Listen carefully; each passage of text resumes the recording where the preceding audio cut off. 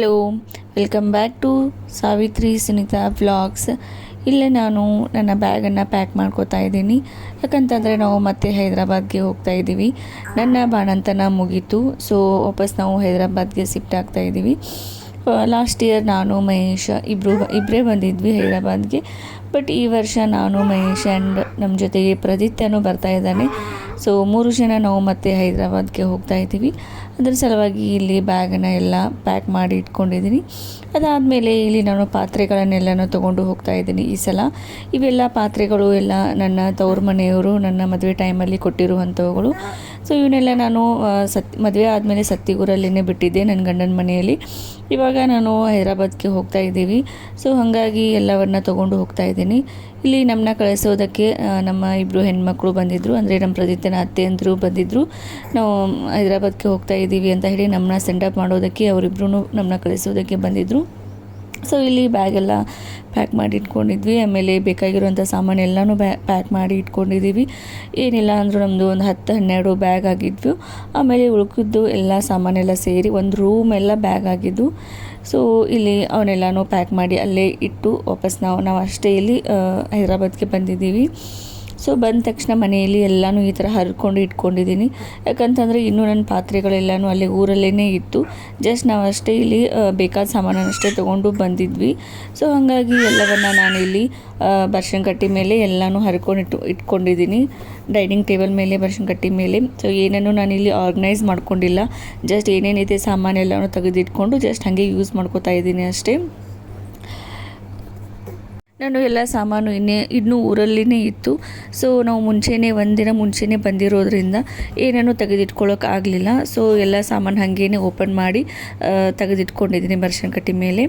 So next day ಏನು ಮಾಡಿದರು, ನಮ್ಮ ಭಾವಾಜಿ ಒಂದು ಪಿಕಪ್ ವ್ಯಾನನ್ನು ತೊಗೊಂಡು ಎಲ್ಲ ಸಾಮಾನನ್ನು ತೊಗೊಂಡು ಅವರು ಹೈದ್ರಾಬಾದ್ಗೆ ಬಂದರು. ಸೊ ಅವ್ರು ಬಂದ ಮೇಲೆ ಎಲ್ಲವನ್ನು ನಾನಿಲ್ಲಿ ಜೋಡಿಸಿಟ್ಕೊಳ್ಬೇಕು ಅಂತ ಹಾಗೇ ತೆಗೆದಿಟ್ಕೊಂಡಿದ್ದೀನಿ. ಸೊ ಇಲ್ಲಿ ಬೇಕಾಗಿರುವಂಥ ಗೋಧಿ ಹಿಟ್ಟು, ಜೋಳದ ಹಿಟ್ಟು, ಆಮೇಲೆ ಎಲ್ಲ ಥರದ್ದು ಕಾಳುಗಳನ್ನು, ಆಮೇಲೆ ಏನೇನು ಬೇಕಲ್ಲ ರೇಷನ್, ಅದೆಲ್ಲ ರೇಷನನ್ನು ತೊಗೊಂಬಂದಿದ್ರು. ಆಮೇಲೆ ಪಾತ್ರೆಗಳು, ಆಮೇಲೆ ನಂದು ಟ್ರೆಜರಿನೂ ಅಲ್ಲೇ ಇತ್ತು. ಆಮೇಲೆ ಫ್ರಿಜ್ಜು ಆ್ಯಂಡ್ ಡ್ರೆಸ್ಸಿಂಗ್ ಟೇಬಲು ಇವೆಲ್ಲನೂ ಇನ್ನೂ ಅಲ್ಲೇ ಊರಲ್ಲೇ ಇತ್ತು. ಸೊ ಅವನ್ನೆಲ್ಲನೂ ಇಲ್ಲಿ ತೊಗೊಂಬಂದಿದ್ರು. ಆಮೇಲೆ ಇವನ್ನೆಲ್ಲ ಅವರೇ ಜೋಡಿಸ್ಕೊಟ್ರು. ನೆಕ್ಸ್ಟ್ ಡೇ ಎಲ್ಲನೂ ತಂದು ಹೆಂಗಿದೆ ಹಾಗೇ ಇಟ್ಕೊಂಡಿದ್ದೀವಿ. ಇದನ್ನ ಅನ್ಪ್ಯಾಕ್ ಮಾಡಬೇಕಾದ್ರೆ ಏನಿಲ್ಲ ಅಂದ್ರೆ ಒಂದು 2-3 ದಿನ ಬೇಕು. ಸೊ ನಮ್ಮ ಭಾವಾಜಿ ಏನು ಮಾಡಿದ್ರು, ನಿಮಗೆಲ್ಲ ಇದನ್ನೆಲ್ಲ ಅನ್ಪ್ಯಾಕ್ ಮಾಡಿ ಇಟ್ಕೊಳ್ಳೋಕ್ಕಾಗಲ್ಲ ಅಂತ ಹೇಳಿ ಅವರನ್ನೇ ಏನು ಮಾಡಿದ್ರು, ಎಲ್ಲನೂ ಸೆಟ್ ಮಾಡಿ ಕೊಟ್ಟು ಹೋದರು. ಸೊ ಇದು ಕಿಚನಲ್ಲಿ ಇಲ್ಲೇನಿತ್ತು, ನಮ್ಮದು ಒಂದು ಚಿಮಣಿ ಇತ್ತು. ಸೊ ಕಿಚನ್ ಡೈರೆಕ್ಷನ್ ಇದು ಸರಿಯಾಗಿಲ್ಲ ಅಂತ ಹೇಳಿ ನಾವು ಈ ಕಡೆನ ಆಗ್ನೇಯ ಒಂದು ದಿಕ್ಕಲ್ಲಿ ಕಿಚನನ್ನು ಮಾಡ್ಕೊಂಡ್ವಿ. ಸೊ ಅದನ್ನು ಚಿಮ್ನಿಯಲ್ಲಿ ಈ ಸೈಡ್ ಕೂಡಿಸಿದ್ವಿ. ಸೊ ಆ ಚಿಮ್ನಿಯನ್ನು ತೆಗೆದು ಈ ಸೈಡ್ ಹೊಸ ಚಿಮ್ನಿಯನ್ನು ನಾವು ಕೂಡಿಸಿದ್ವಿ. ಸೊ ಇನ್ನೂ ಹೊಸ ಗ್ಯಾಸ್ ತೊಗೊಂಡಿಲ್ಲ. ಸೊ ಹೊಸ ಗ್ಯಾಸನ್ನು ತೊಗೊಳ್ಬೇಕು. ಆಮೇಲೆ ಇನ್ನೂ ಕೆಲವೊಂದು ಸಾಮಾನನ್ನು ನಾನು ತೊಗೊಂಡಿಲ್ಲ. ಸೊ ಹಾಗೆ ಎಷ್ಟು ಬೇಕು ಅಷ್ಟನ್ನೇ ತೊಗೊಂಡು ಅಷ್ಟನ್ನೇ ಯೂಸ್ ಮಾಡ್ಕೋತಾ ಇದ್ದೀನಿ. ಎಲ್ಲನೂ ಏನು ಮಾಡಿದ್ದೀನಿ, ಹೆಂಗಿದೆ ಎಲ್ಲನೂ ಹಾಗೆ ಪ್ಯಾಕ್ ಮಾಡಿ ಇಟ್ಟಿದ್ದಾರೆ. ಸೊ ಬೇಕಾದಾಗ ಅಷ್ಟನ್ನೇ ನಾನು ತೊಗೊಂಡು ಇಲ್ಲಿ ಯೂಸ್ ಮಾಡ್ಕೋತಾ ಇದ್ದೀನಿ.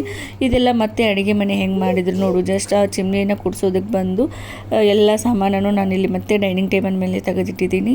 ಸೊ ಎಲ್ಲನೂ ನಾನು ಇಲ್ಲಿ ಏನು ಮಾಡಬೇಕು, ಕ್ಲೀನ್ ಮಾಡಿ ವಾಪಸ್ ಅದನ್ನೆಲ್ಲನೂ ಕ್ಲೀನ್ ಮಾಡಿ ನೆಕ್ಸ್ಟ್ ಏನು ಮಾಡಬೇಕು, ನಾನು ಅಡುಗೆಯನ್ನು ಮಾಡಬೇಕು. ಸೊ ಎಲ್ಲನೂ ಕ್ಲೀನ್ ಮಾಡಿದೆ. ಬೇಕಾದಷ್ಟು ಸಾಮಾನನ್ನು ತೊಗೊಂಡು ಜೋಡಿಸಿಟ್ಕೊಂಡಿದ್ದೀನಿ ಅಷ್ಟೇ. ಸೊ ಇನ್ನೇ ಅಡುಗೆ ಮಾಡಿ ಮುಗಿಸ್ಬೇಕು. ಸೊ ಇದಾಗಿತ್ತು. ಇಲ್ಲಿ ನನಗೆ ಏನನ್ನೂ ಸರಿಯಾಗಿ ಆರ್ಗನೈಸ್ ಮಾಡ್ಕೊಳ್ಳೋಕ್ಕೆ ಆಗ್ತಾಯಿಲ್ಲ. ಯಾಕಂತಂದ್ರೆ ಪ್ರದೀತ ಒಬ್ಬ ಇರ್ತಾನೆ.